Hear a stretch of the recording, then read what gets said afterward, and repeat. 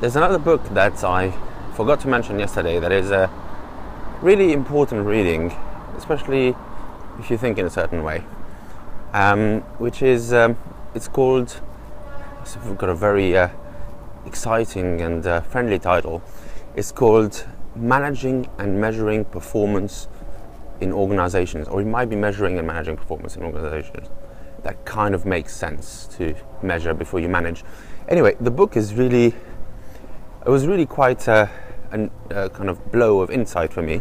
It was recommended to me by Joel Spolsky at the time when I was struggling with a kind of top-down hierarchical compensation system, and it was causing all sorts of problems in the business, and I wasn't quite sure what to do. And I asked Joel Spolsky, who was mentoring me at the time. I told him about my problems, and he said, "You should read this book."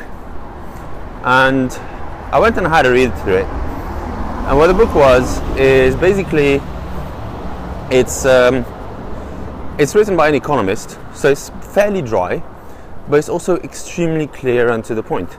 It takes the usual economist view of work with the principal and an agent, and then demonstrates why the standard economic model, where you pay more for more work, no longer works in today's world with the restrictions, with the characteristics that today's work has. So the way basically it presents three different modes of supervising work, as it calls, three different modes of measuring work. The first is what he calls complete supervision. So when you actually can measure every aspect of a role, every productive aspect, and every intangible aspect, then it suggests it does make sense to use a standard model where you pay some kind of individual incentive for doing more work. For example, if you were employing coal shovelers, and let's say their relationships with each other, their morale and so on didn't matter to you at all, then the standard model would work for you. You could just say, look, if you shovel 10 carts of coal today, then you'll get paid this much. If you shovel 12, then you'll get paid 20% more. That all makes a lot of sense from that point of view. But the point it makes very clearly, and it also obviously has examples and data and so on, is that when you have a model where you cannot measure the job completely, where it's actually impossible to measure the job completely, for example, one where teamwork or customer satisfaction or other intangible, unmeasurable aspects, or very difficult to measure aspects, are in place, if you do base your performance on the measurable aspects, which is a natural tendency for anybody to do, to measure what you can and then try and improve that, if you do that, then what you will do is you will introduce distortions.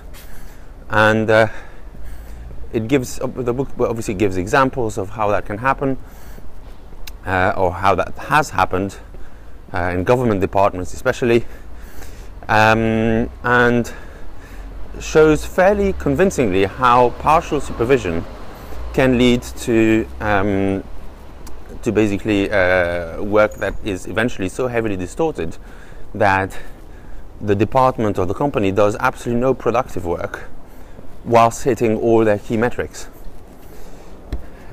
This is quite interesting, and what gets even better is then looking at the next step, the suggested model. So it suggests a third model for how to measure and reward work. After total supervision and partial supervision, the next step is no supervision. Just let people get on with their work. This is the famous shift to intrinsic motivation rather than extrinsic motivation. And the very clear and well argued and very rational suggestion from that book is that if you have a job that, or if you're hiring people for a job that cannot be completely measured, which is the case of pretty much every single job in the startup world today, you need to go for no supervision, which means rather than trying to measure and parcel out different aspects of the job, you need to try and figure out how to inspire productivity through intrinsic motivation rather than extrinsic motivation. Now, there's a lot of people making that point in a very fluffy way out there.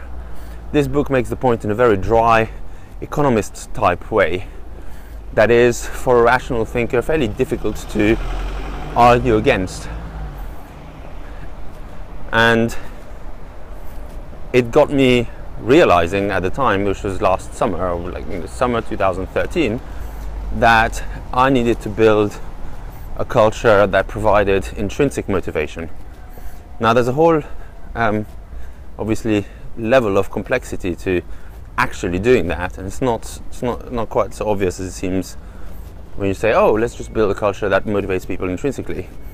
But that was the starting point that got me down towards open cultures.